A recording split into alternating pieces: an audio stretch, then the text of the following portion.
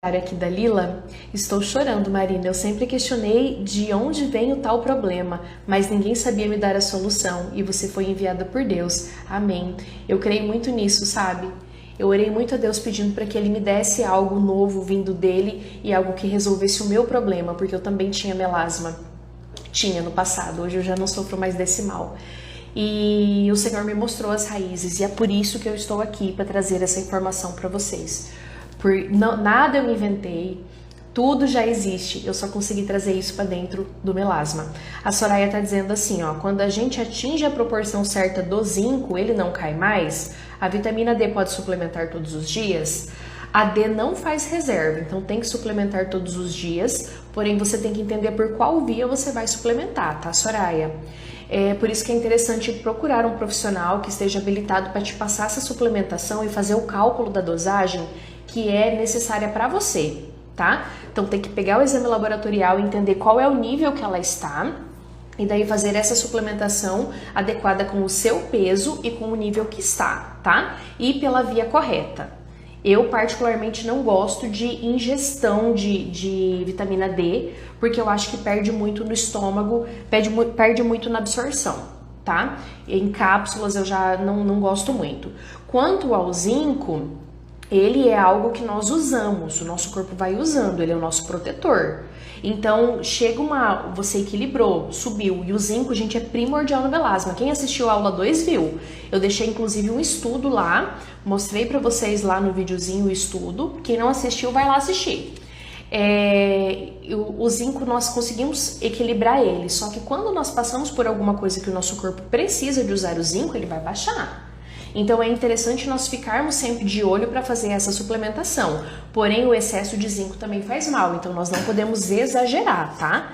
Então tudo isso precisa ser controlado no nosso corpo, mas você, Soraya, colocou duas coisas que são primordiais no tratamento de melasma, que é o zinco e a vitamina D. A gente descobre a raiz, tem que tomar remédio? Não. Nós, profissionais da estética, não podemos tratar nenhum paciente com medicamento, com remédio, com alopáticos, tá? O que nós entendemos? Nós pegamos as pacientes e fazemos o equilíbrio da saúde dela, mas não com remédio, até porque remédio remedia a situação. Tudo aquilo que é alopático, que é químico, o fígado não reconhece e acaba tendo o bônus e o ônus, tá? Então nós profissionais da estética não trabalhamos com remédios, nós trabalhamos com suplementação no momento adequado. Porque a maior parte dos pacientes não pode receber nenhum tipo de suplementação quando está em processo de inflamação, porque não vai absorver. Então precisa saber quando suplementar, tá? Podemos tomar protetor oral? Josi, eu não recomendo para as minhas pacientes, eu não gosto muito, é uma prática que eu não tenho com as minhas pacientes, tá? Eu acho que a gente tem que equilibrar a raiz de cada paciente, ou se uma ou mais raízes, dependendo quantas raízes essa paciente vai ter, mas ficar tomando coisas genéricas assim não resolve nada, tá? Alves está dizendo assim, tenho melasma, queda de cabelo, formigamento nas mãos, tá tudo associado. Boca amarga, muito bem, Lila, boca amarga é mais uma sintomatologia. E tudo isso vai mostrar aonde está a raiz do melasma da paciente. Aí a Vanessa está perguntando, então o melasma tem cura se tratar a raiz? Sim, Vanessa, tem cura. Na minha opinião, tem cura, tá? Porque eu sou prova viva disso. E alguns dias atrás entrou uma pessoa aqui na live, nesse horário inclusive, uma paciente minha que já tratou comigo há 4 anos atrás. Tem 4 anos que ela está sem melasma.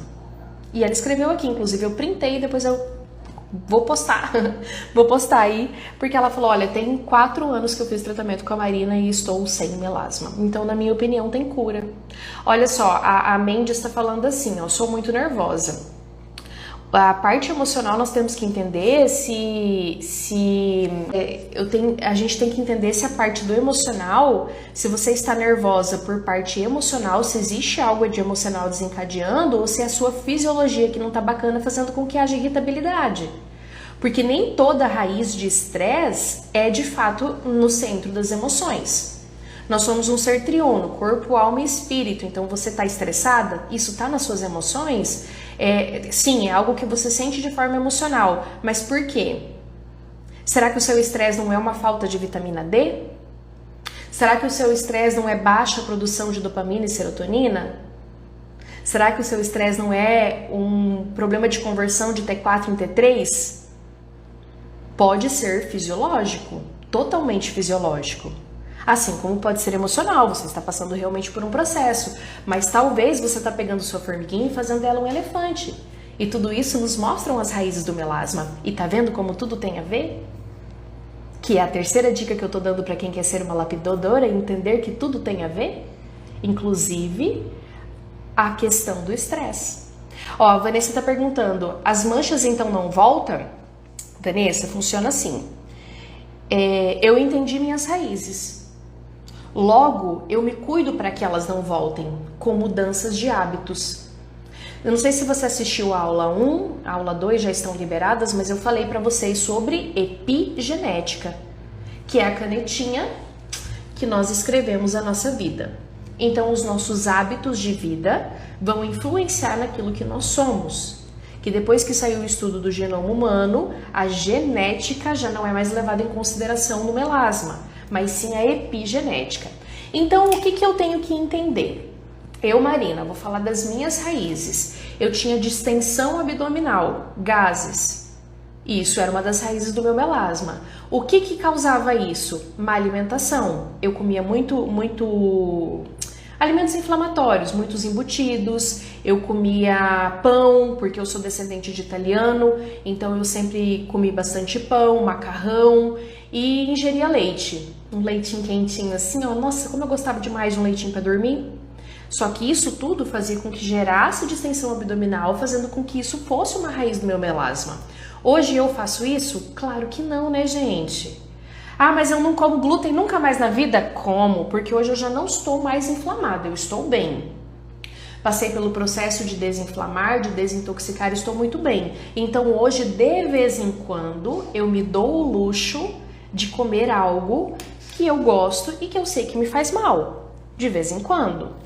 Eu como pão todos os dias? Não. Mas eu como glúten uma vez na semana. Se eu consigo evitar para comer 2 vezes no mês.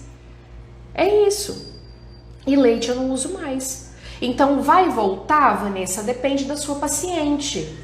Ela quer que volta ou não quer? Porque se ela não quiser que volta, ela vai mudar os hábitos de vida dela. E daí eu te falo, não volta. Se ela falar assim, não, eu sei que eu não posso comer glúten, então eu não vou comer, não vai voltar. Se essa for a raiz, né? Claro. É entender a raiz e mudar.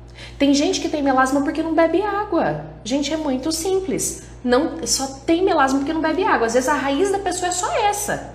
É só essa, é falta de ingesta de água adequada. Aí ela passa a beber água, pronto, resolve o problema do melasma. E aí, vai parar de beber água? São coisas muito simples, gente. Quando vocês começam a perceber que as raízes do melasma são coisas muito simples, fica fácil. Fica muito fácil. Beth, uma pele que está com efeito rebote depois de uso de ácidos tem como tratar e ter bons resultados do controle do melasma? Tem sim, Beth. Nós conseguimos obter excelentes resultados desde que a pele não tenha sido cronificada. Após cronificação da mancha, aí já é mais complicado, tá? Mas se a pele ainda não está cronificada, nós conseguimos um resultado belíssimo, sim. Inclusive, a maior parte das pacientes que chegam para fazer tratamento comigo já tiveram efeito rebote várias vezes. E mesmo assim, nós alcançamos uns tratamentos bem interessantes. A queda de cabelo se enquadra em que raiz? Depende. Nós temos que dar uma olhada em outras sintomatologias, porque a queda de cabelo em si é um sintoma. Como o melasma é um sintoma, nós temos que entender que a queda capilar também é um sintoma.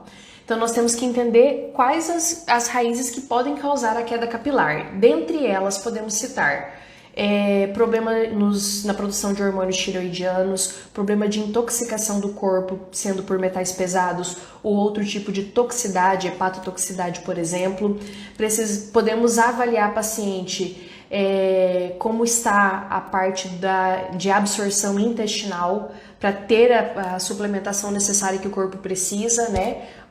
Os nutrientes e os minerais que o corpo precisa para manter esse cabelo aí na cabeça.